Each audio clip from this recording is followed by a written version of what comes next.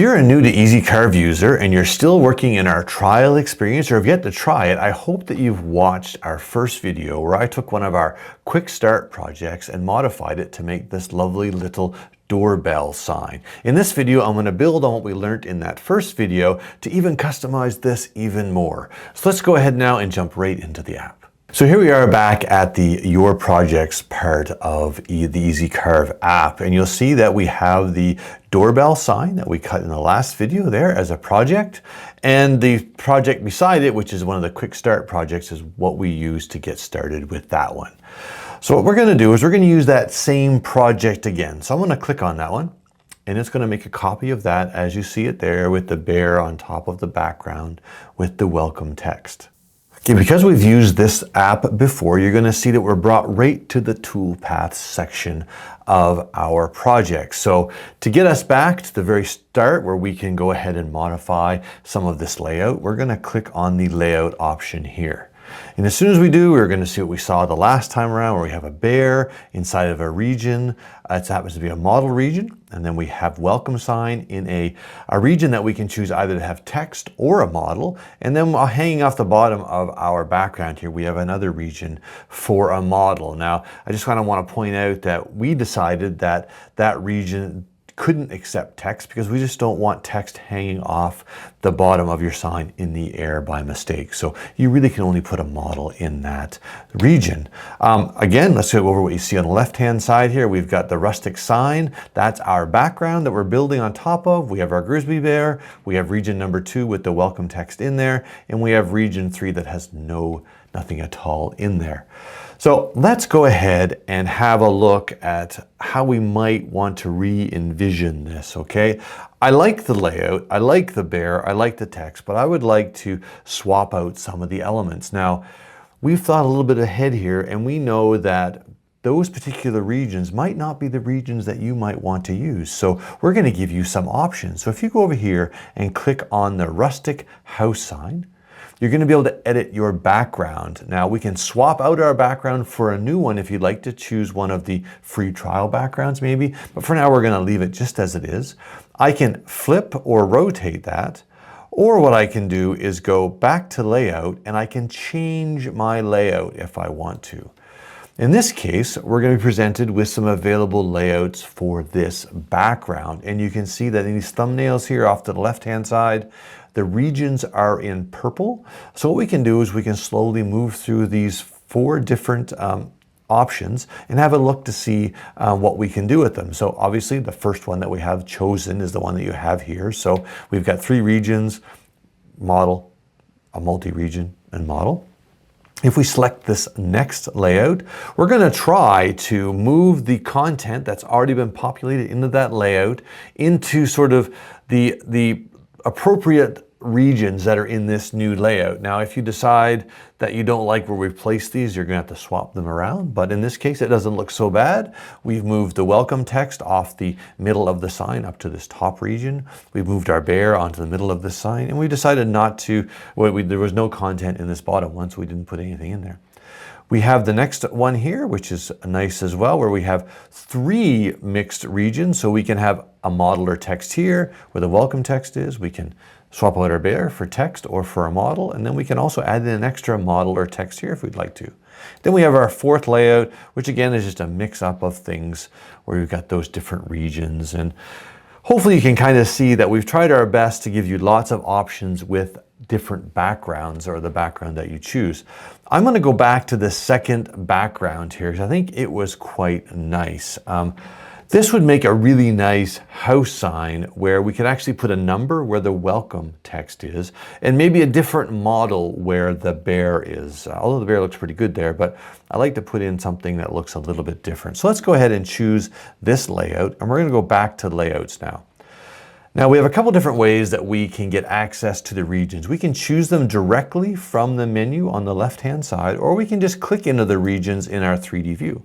In this case, I've clicked on the welcome text region, and I'm going to go ahead and change the text. But now if I wanted to, I could go up here and I could switch that text out for a model if I want to. But in my case, I'm going to leave it as text, and I'm going to put 10 Rose Drive, DR period in there.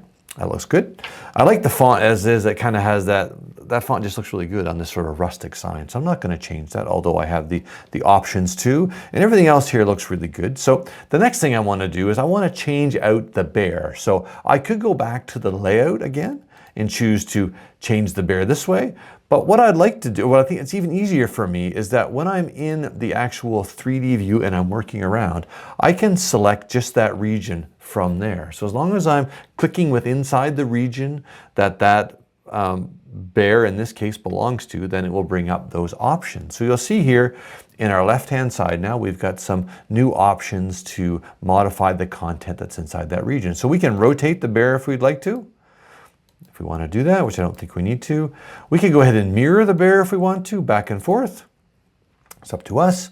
And I can change the height and position. So this is the way the model's being merged into my actual background. So if I drop him back again a little bit here, let's just put him right about, you can see he's kind of peeking through a little bit. This is really useful if you're using a model where maybe the background, you want to get rid of it or merge it in nicely to your background. You can do that. And I can also make it a bit more proud if I'd like to, but I just want to let it lay nicely on the surface. And now I've got some options down here that I can choose. So we're going to stick to the bear right now. We're going to swap it out in a minute, but we have the regular fit, which literally is adding that model onto the top of our background or merging in, depending on where the height position is. We can drop this down and we can choose to add it in a dish if we want to, which is really nice if you want to, if you have a material that you want to maximize the thickness of your background with, and you want to make sure that everything is inside of that background. This is perfect for that. That doesn't look so bad the way it is right there, as it is. We can change the shape of that if we'd like to, so we can change it to be more of that sort of roundy corner kind of rectangle thing. And we can also go ahead and turn off smooth corners, so that will give it more of a square kind of look if we want to, which may or may not be the effect that you kind of think for your sign. So let's just go ahead and turn that all the way back up again and turn that back to a regular dish. And let's just drop this down. Look at this third option, which is the recessed option. This is one of my favorites, is that we actually create a recess that's the shape or based on the perimeter of the actual relief that's there or the bounds of that. So you get this kind of nice sort of recessed shape which has this kind of rustic look about it. So we can use them, we can make that a bit bigger if we want to. We can make it a bit smaller if we feel like we want to get a bit tighter in there if we want to, which makes the bear a bit bigger. We can turn off use the model boundary, and what we're going to get is just in a square, which is kind of nice. We can turn off those smooth corners and get more pointy corners if we'd like to. So you've got all kinds of different options to try and make sure that your model fits inside the region as you would like to. So for right now, I'm going to go back to a regular sort of fit style. Now, what you may have noticed that in our 3D view, we have some other things that we can use to help our models fit better into our regions. We can size the model if we'd like to by using this handle here. So we can size the bear a bit bigger if we think we can get a little bit more sort of size out of him. We can actually make him really big if we'd like to. And the rule of thumb is that we can make it 200 times larger than the best fit that we decide he can fit into that region. So there will be a limit to how big you can make him, but you'll see that we can make him pretty big if we'd like to. And we can scale him back down again if we want to. We can also grab this crosshair and we can move him inside of that region to be better located. So if something was in the way or he wasn't looking quite right, we can move him off to the left or the right. Now with this particular layout, we can't add anything more to the right of the bear. So he really doesn't look all that great kind of shifted off to the left like that. So if I want to put him back where he belongs, I can just double click on the crosshair and we'll reset him back to the size he should be. So the bear is nice. I've already said that before. I really like the bear a lot, but I would like to change the bear out to be more, to a model that's a little bit more fitting to the name of my road. So let's go up here and let's edit my model and let's replace that model. And we're going to choose one of the 3 trial compatible models that we have here. So we have the bear, obviously, because we're using that right now. We have a rose and we have a car. And then you'll see that here we've got other sort of models that have been locked. Now, if you've subscribed to for a month or for a year of EasyCarve, then those locks won't be there, so you can use that content. You'll also have access to your EasyCarve content as well if you've actually paid for a subscription. But right now, we need to use the free trial models that we have. So let's choose the rose. And because this is a design and make model from the design and make library, we're given 3 options. We're giving it as a regular style, which is a raised positive model. We're giving it in a dish as a dished model below the surface of our material. And then we have this hand carved look. Now, something to consider when you're selecting a design and make model and what style you would like is that you've got those model fit styles that you can play around with, but they only work with the regular version of the model, not the dish or the recessed versions that you see here. So if you're sure that you want this sort of hand carved look, then you can choose that one. You'll still be able to move it around in your region and size it up and down, but you can't take that then and turn it into a dish shape using the model fit styles. You need to come back out again, swap it out for the A version of this model, excuse me, and then be able to then take advantage of those model fit styles. So we're going to go ahead and use the regular version of this, and we'll select that. It'll take a second to import that in for me. And there we have it, and that looks really nice right there. I think it's great. It's proud of the plaque, which is nice, but I would like to actually have it recessed in. So I'm going to choose the rose right in my 3D view. We're going to go down here and put it in a dish shape. Actually, I'm going to choose the recess shape because I like it a bit better. That looks really good. And then I want to size it up. And then maybe I'll grab the handle in the middle and I'll move it down just a little bit. And I think it looks good just like that. So let's go back to my layout for a second and we'll just not touch our mouse for a moment and those regions will disappear and we can have a look to see whether or not that's what we like. And I'm pretty happy with that. Perfect layout. So now we can move on to the next thing, setting up the size and the position. So I'm happy with that layout. Everything looks great. I can now go to my size and position. This is where I can decide if I'd like this to be a much larger version than what you saw me cut in the last video, then I can do that. So maybe this is going to be a house sign. So let's change the width of that to be 10 inches, which is probably a better size for a house sign. Let's zoom back out again. There we go. And that'll update the rest of the fields appropriately for me. So we're scaling it up. You'll see we have this little red error message here. So we're going to click on that. We're going to see what it says. It says the model depth is greater than the material thickness. So this is where I can kind of have a little think. Maybe go dig around my wood pile and see what I have for material.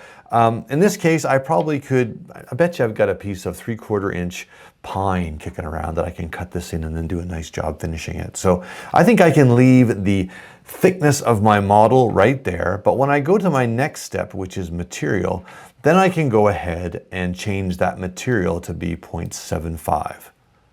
And then you'll see that that warning is gone. And everything is great. I can now choose where I'd like to position that model in my material. Again, I want to put it all the way to the top. Now, just for 1 second, I want to go back 1 step. And that's what's nice about this, the way that we let you navigate through your project, is you can go back a step just for a second and make sure you've done something right.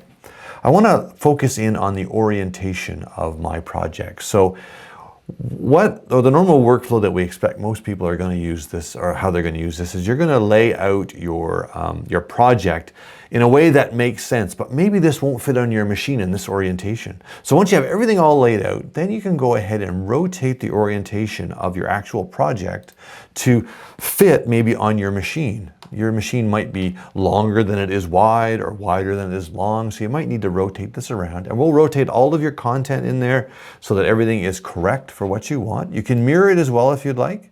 And we're just going to spin this back around again so it's right way around. I just wanted to make sure that you knew that was there. In our next video, we're going to touch on something that we're going to need to be able to know that you can do this at this point in case you get to this point and you want to do something just a little bit different. I know that's a bit ambiguous, but when we get to the next video, it gives you a reason to watch the next video, we'll point that out. So let's move on back to our material. Everything is still good there. We're going to use inches.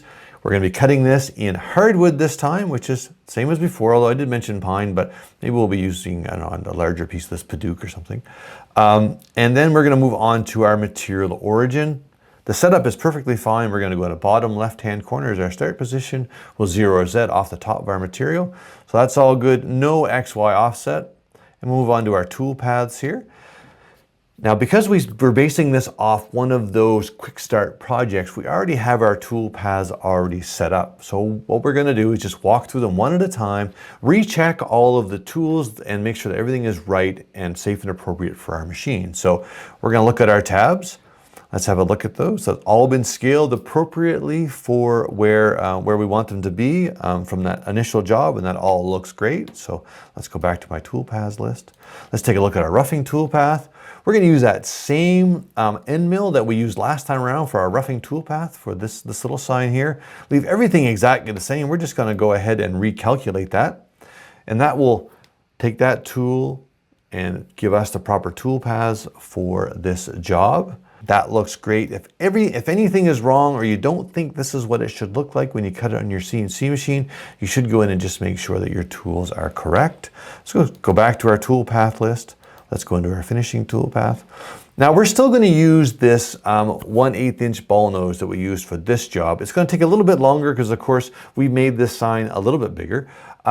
You might want to experiment maybe with a 1/4 inch ball nose if you wanted to. I don't think you're going to get the detail in the rows like you kind of expect, and experience will tell you that. But if you wanted to test it out, you could do that, just add a new tool in. But for right now, I'm just going to go with that and we'll recalculate that. And I'm really happy with that. I think that'll look great. Looks really good. Perfect. Let's go back to our tool paths list. Move on to our V-carving tool path. We're going to use that same 60-degree V-bit. You're going to find that the chances are pretty good. You really only need 3 or 4 tools to use EasyCarve. You need an end mill, a couple ball nose end mills, a V-bit, and then that's all you need to get started with this and actually create some really cool stuff. So we're going to use that same V-bit. No flat depth required, I don't think. So let's just recalculate that and we'll see what happens. This is one of the time where you might want to think about a flat depth if I'm going to go really deep and I'm going to end up cutting through the back of my project, and that's not great, but I've got lots of material there to work with, so that's perfect. Another thing you want to check being a new user, that if your bit is really wide, that's using quite a big V-bit, the shank of the V-bit is a 1/4 inch, but your actual V-bit is quite wide, that you don't hit the sides of any of this raised relief that's here. So you can tell if you do, and that's a perfect use of the 3D preview to see whether or not you're going to have any interesting kind of things happen that you don't want to have happen. Let's go back to our tool path list again. Let's finally do our cutout tool path. Everything looks good. Let's calculate that up. And we'll see what that looks like. That's perfect. We know there's a tab here and a tab over here. Our material obviously is going to be longer than this, so that's not a problem. That looks really great. So let's go on to exporting our tool paths. And again, when you come to this step, you're going to be able to see a little bit of a summary of how you set up your job. So just make sure that's all okay. Choose the proper post processor for the CNC machine that you're using. In this case, I'm still using that Fox Alien. So this is a perfect, good post processor for that. I want to save out all these tool paths. So now I can export those and save them off to my USB key or direct send them to my CNC, whichever way your CNC is set up. Now, I really hope that you got a lot from that, where we've taken your project a little bit farther than before.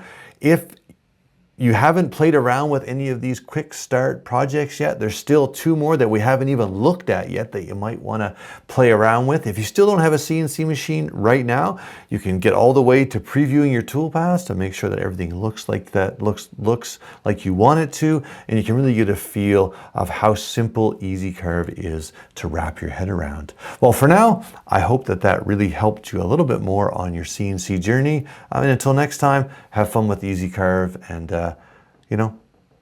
do your thing.